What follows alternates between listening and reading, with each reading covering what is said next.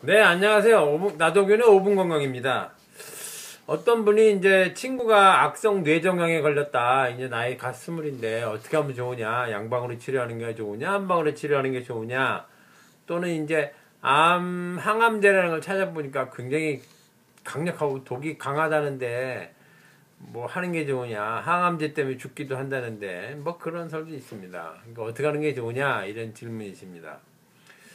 근데 이제 뇌종양은 일반 암하고 좀 다른 부분이 있습니다. 예를 들면 뇌종양은 꼭 악성 종양이 아니더라도 양성 종양이더라도 그걸 이제 스페이스 오큐파잉 디지즈 또는 스페이스 오큐파잉 레전 이렇게 얘기하는데 그게 뭐냐면 어떤 위치를 잡아먹는 것 자체가 문제라는 거죠. 그러니까 이 두개골은 뱃속에 생긴 암하고 틀려서 뱃속에 사실 양성 종양이 생긴다면 그렇게 큰 문제가 아닌데 머릿속은 이 머리 뼈가 있어서 늘어나지 않지 않습니까? 그러니까 어떤 위치를 점하는 종양, 어떤 덩어리가 생기면 그 덩어리 자체가 뇌를 눌러서 뇌가 기능을 못하게 되니까 그런 볼륨 자체가 문제다 하는 거죠. 그래서 뇌종양은 양성종양일지라도 상당히 어렵고 중하게를 따지는 거죠. 중하게 여기고 그래서 적극적으로 그걸 제거하거나 해야 되는데 제거하지 못하는 경우는 결국 양성종양이더라도 그것 때문에 문제가 심각하게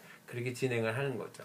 근데 거기다 이제 암이 생긴다면 암은 그것뿐만 아니라 누르는 것뿐만 아니라 옆으로 침투해 가서 인필트레이션 돼가 침투해 나가서 다른 조직을 파괴시키기 때문에 또 역시 문제가 되는 거죠. 그러니까 뇌종양이다 그러면 두 가지 문제가 있어서 또 문제고 뇌라는 건 부분적으로 잘라낼 수도 없는 경우가 많기 때문에 치료에 어려움이 있고요. 또 절개했다가 다시 꼬맬 수도 있는 문제도 아니라서 뇌를 절개하면 절개하는 게 잘라지기 때문에 다시 꼬맬 수가 없습니다. 절개되는 부분이 그냥 파괴되고 마는 거지. 그러니까 뇌 수술은 좀 어렵고 그렇죠. 최근에는 이제 뭐 여러 가지 다른 레이저를 쓰거나 뭐 전기를 쓰거나 해서 감마 나이프 이런 걸 해갖고 이제 아주 굉장히 기술적으로 잘 도려내거나 파괴시키는 방법도 발달이 되긴 했지만 여전히 뇌종양은 굉장히 어려운 것에 속합니다. 그런데 이제 그런 어려운 병에 걸렸을 때는 우리가 항암제를 쓰느냐 마느냐 하는 문제에 부딪히는데 그럴 때 꼭 고려해야 될 것은 과연 그럼 그 사람의 생활의 질은 어떨 것이냐. 예를 들면 치료를 해서 성공률이 높다. 그러면 그 치료하는 도중에 좀 생활의 질이 나쁘고 좀 어렵고 괴롭더라도 그걸 참고 치료해서 결과적으로 나중에 좋아져서 또 다른 인생을 살 수 있으니까 그건 괜찮은데 문제는 치료하는 게 어려워서 성공률이 굉장히 낮아요. 5%다 10%다 그러는데 그러다가 결국 죽어. 치료하다가 죽으면 인생의 마지막을 결국 그 병실에서 있다가 뭐 항암제 맞고 체력도 떨어지고 쩔쩔매다가 죽어야 되느냐 하는 문제에 부딪히는 거죠. 물론 이제 암의 종류에 따라서 암 자체가 너무 괴롭고 힘들어서 뭐 어차피 생활의 질이 나쁜 경우도 있겠지만 그 치료를 하면은 그때보다 더 나빠지거든요. 항암제라는 것이 암세포만 죽이는 게 아니고 이제 정상세포에 상당히 충격을 주기 때문에 데미지를 주기 때문에 그때보다 치료를 개시하기 전보다 상태가 훨씬 나빠집니다. 그러니까 어차피 실패할 거라면 그럼 과연 그렇게 하다가 죽어야 되냐 하는 문제는 여전히 좀 이 숙제죠. 그러니까 그럴 때는 의사도 또 환자나 보호자도 서로 그걸 어떻게 할 것이냐에 대해서 고민인데 누구도 답을 해드릴 수는 없습니다. 그런 문제에 있어서는.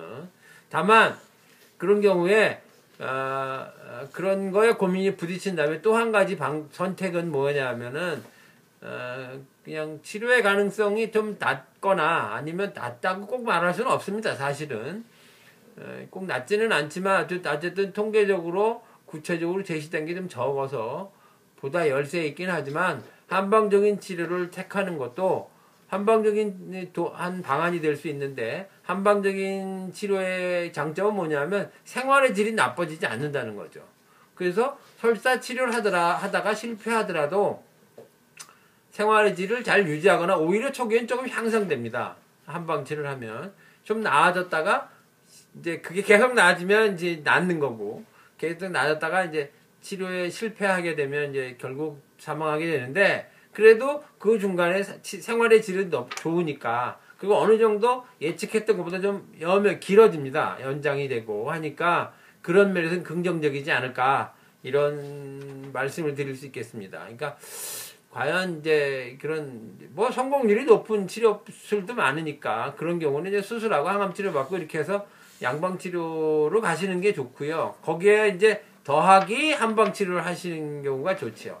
그러니까 그런 체력을 보강한다든가 하는 면에서 굉장히 우수한 게 한방 치료니까 그렇게 하시는 방법이 있고요. 그러니까 수술하고 항암 치료하고 더불어서 한방 치료를 보조적으로 쓰는 방법이 있을 수 있고 또 한 가지는 그게 너무 저기가 낮다면 굳이 거기 아주 확률이 낮은 거에다가 저기를 걸기보다는 이 한방 치료도 그 정도의 확률은 될 수 있으니까 생활의 질도 좋고 또 어느 정도 치료가 완전히 포기하는 게 아니니까 그렇게 해서 해 나가면 괜찮은 긍정적인 선택이 될 수도 있다. 그러니까 아주 어려운 확률이 낮고 생존 확률이 낮고 어려운 암에 걸렸을 때는 적극적으로 1차 선택으로 한방 치료를 하는 것도 좋다. 이런 말씀을 드릴 수 있겠습니다. 아무튼 암이라는 거는 앞으로도 계속적으로 그 인류의 숙제로 남을 건데 조금 더 이것에 대해서는 진지한 고민이 필요하다고 생각이 됩니다. 네, 이상 나도근의 5분 건강이었습니다.